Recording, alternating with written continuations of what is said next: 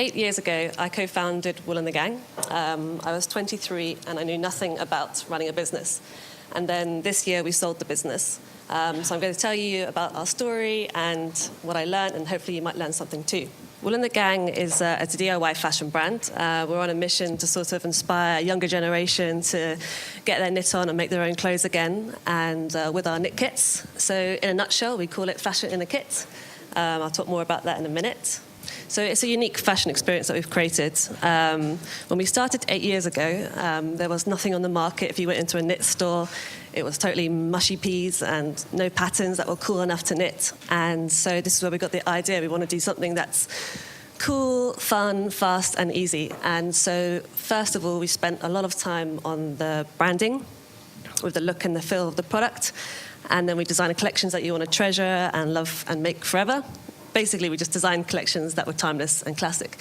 And we've built our business mainly on social media because knitting is such a fun and feel-good activity. Our community naturally share their products online, so we get tons of selfie pictures every day going like, hey, I made this, so which is really great for creating our brand awareness.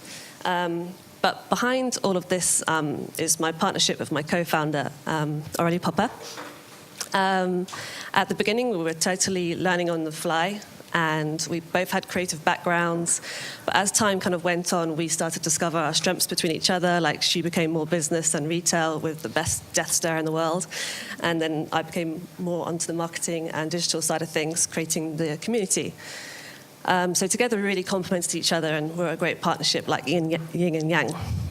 Basically, one big thing that was important to us as individuals was creating a business with soul. We cemented our brand sustainable values, trying to find the balance between sustainability and business.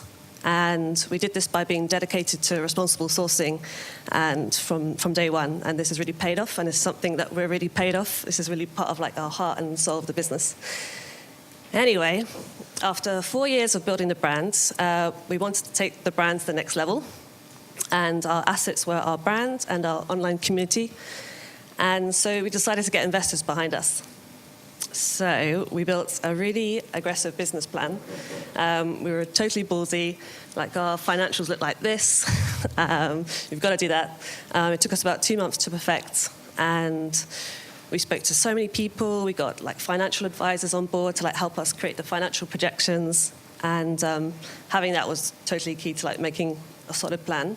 So when we started reevaluating our pitch, so we started with the kits, and then we wanted to kind of extend our business model. So we wanted to add to what we were already doing. And what our big idea is that we wanted to create a global network of knitters to make the finished pieces for our customers who didn't want to knit. So our customers our knitters would buy our kits, make the finished pieces in their home, and then send it back to us, and we would sell it online. And so eventually the knitters became our workforce. So this big idea got loads of traction, and eventually we raised a couple of million pounds. Woo! It was great. But before we actually got the money in the bank, we had to build a team that would be 100% committed behind us to drive and join this crazy roller coaster of running a business.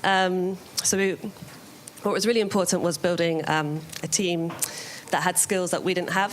So, for example, we got an amazing CEO on board to drive the business, a CTO to build our website, a design director to kind of keep the essence of the really strong branding alive.